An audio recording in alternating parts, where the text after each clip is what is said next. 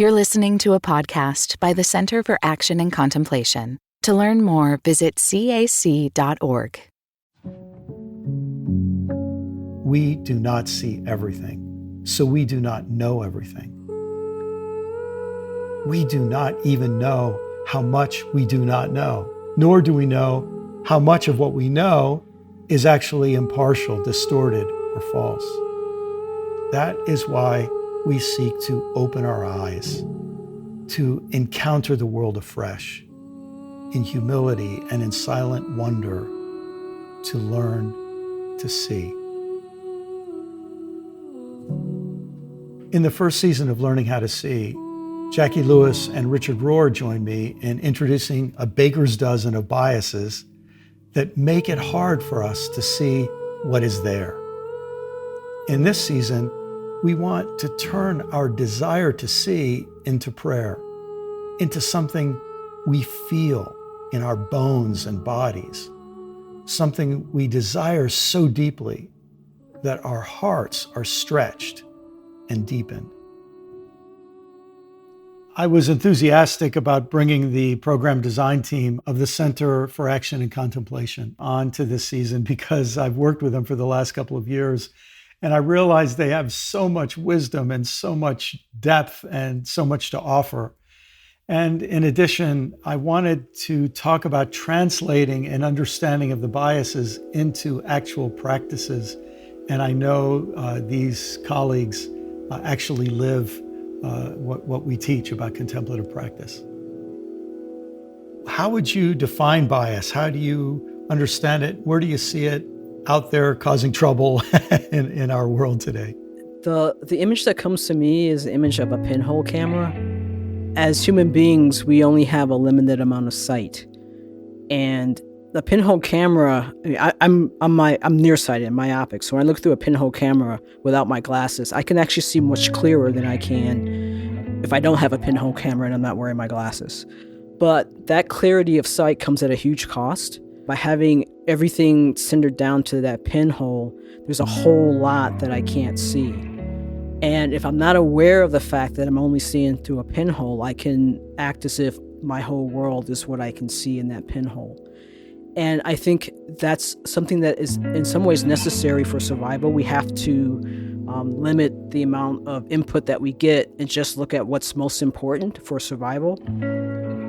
But that bias also comes at a cost, especially when it comes to relationships, when it comes to seeing how we fit into the larger scheme of things.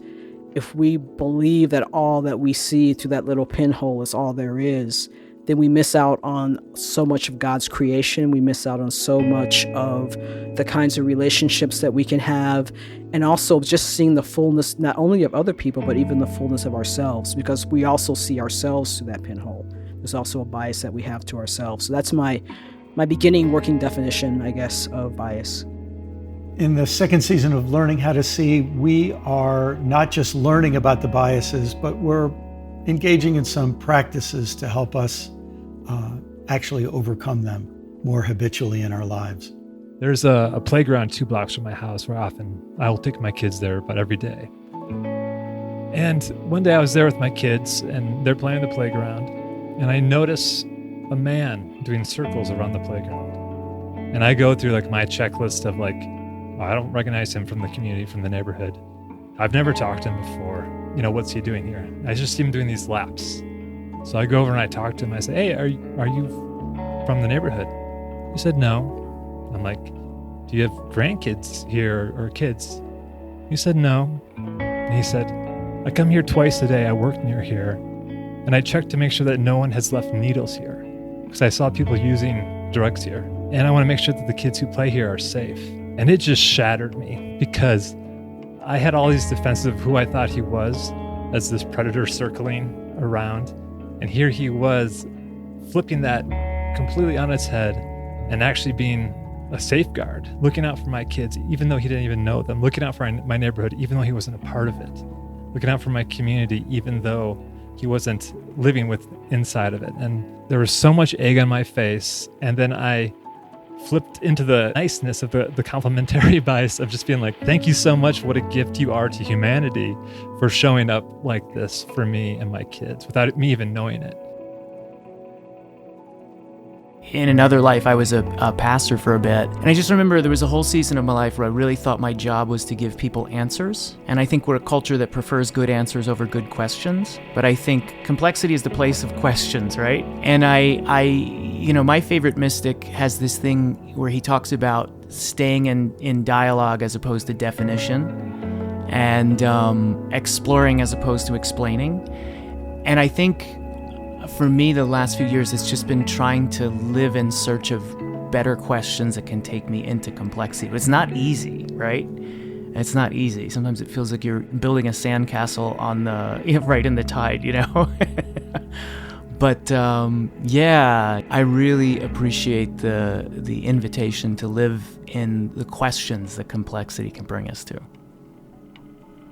One of the most common messages we got about the first season is that people wanted more.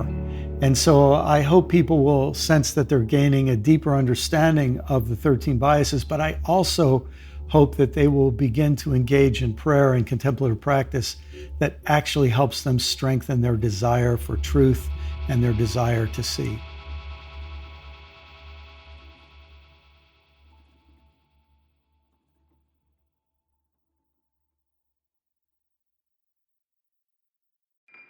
Do you feel called to walk a more contemplative path?